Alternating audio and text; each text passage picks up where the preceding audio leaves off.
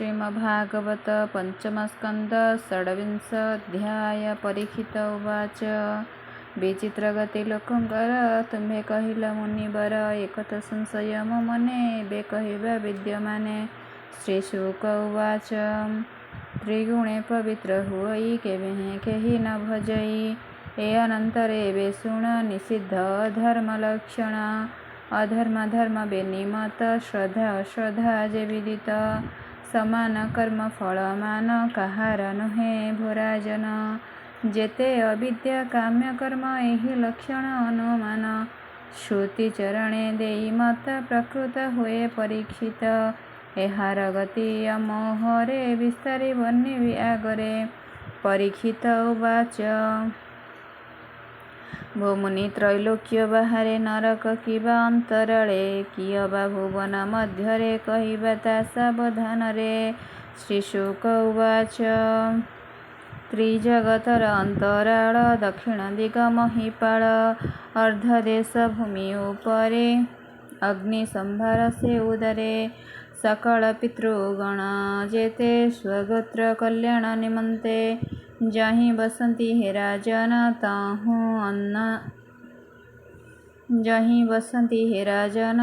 जहूँ अंतर भगवान।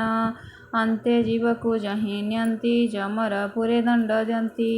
दोष जे कर्म अनुसारे जे प्राणी जे कर्म आचरे भगवान आज्ञा लंघन कहिबि शुण हे राजन।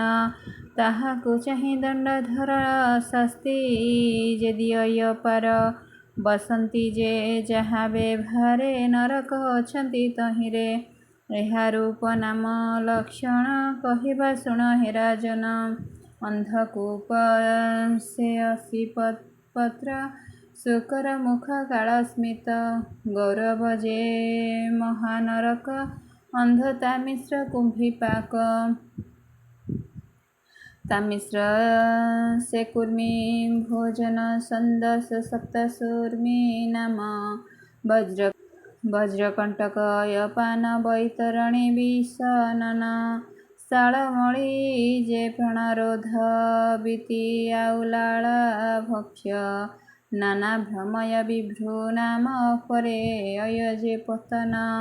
शूल प्रोतक्षार कंधर्न पररोध क्षीण भोजन अवट निरोधार्नार दंद सुख नाम पर शुचिमुखोच्चार्य कीर्तन अष्टविंशति एहु नाम।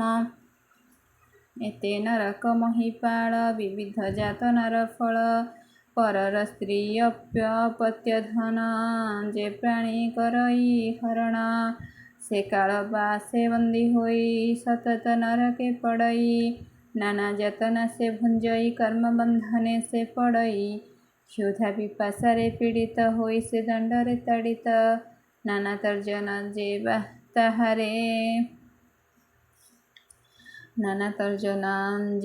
ताहार जेते जतन भयंकर परम कष्ट तहि पाई क्षण क्षण के मोह जाई। अंध तामिश्र नर करे जातना भोग प्राणी करे पर दारारे पाप करी जेबे तामस रूप धरी। तेबे पड़ई से जे तहि जातना नरक भुंजई नष्ट हुई मति तार दुष्ट नाशन नुपबर। मोहिण गत भाव होई भृत्य द्रोहकु जे चिंतई कुंभिपाक हिंसा बही से प्राणी रौरवे पड़ई। जे जीव हिंसंती संसारे ताहाको परोक्ष लोकरे रौरवे मृत जीव होई सेठारे ताहाकु हिंसई। महारौरव एहि मते जेबा अतुर जे विदित तहिरे से पापी पड़ई रौरव नरक भुंजई। जे नर पशु पक्षी मान प्राणे बध करे से जन रक्षसुक रहित सेहि कुंभिपाकरे जे पड़ई।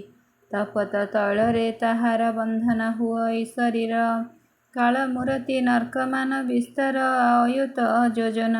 तामसाय तान तार अपरे थाई से भास्कर अधोपा भागरे अग्नि थाई एमंता नरक पड़ई।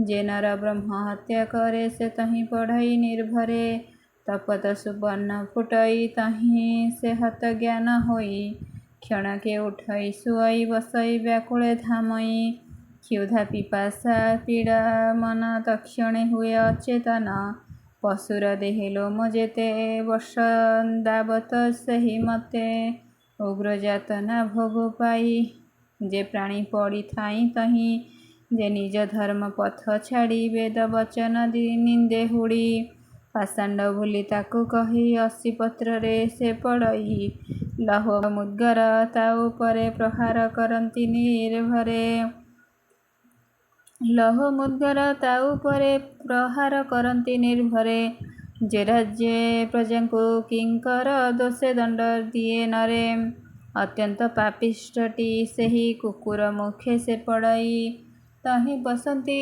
जे निर्भरे नाना प्रकार शस्त्र धरे इखु दंडर प्राय करी ताकू पेशंती दंडधारी परम कष्ट को से पाई क्षण क्षण के मोह जाई जे संसारे नर देही हिंसारे प्राणी को पीड़ई द्रव्यादि हानि रे जे सन संताप हुअटी मन जे आशा रखाई भांगई बायस तुल्य ताकू कही जे आशा रखाई भांगई बायस तुल्य ताकू कही जे नरक कृमिर भोजन नरक मानक अधम शत सहस्र जे योजन से कुंभिपाक परिमाण तहीं पड़ई जेहु नर उग्र जातना जे ताहार कृमिर भक्षई जे सने ताकू भक्षंती कुर्मी माने जाबत कर्म क्षय नुहे ताबत हिंसा दूर नुहे स्थापित द्रव्य जे हरई स्वदेहे पिशाचे पड़ई अगम्य नारी जे हरई तपत कुंभीरे पड़ई नारीटी अगम्य पुरुषे जेबे हरे रति लालसे तपत लौह मद नाम ताकू करती आलिंगन पुरुष रूपे नारी ठारे पुरुष नारीर व्यवहारे आगम निगम वचने न माने जे पाषाण्ड मने वज्रकंटक सालमळीरे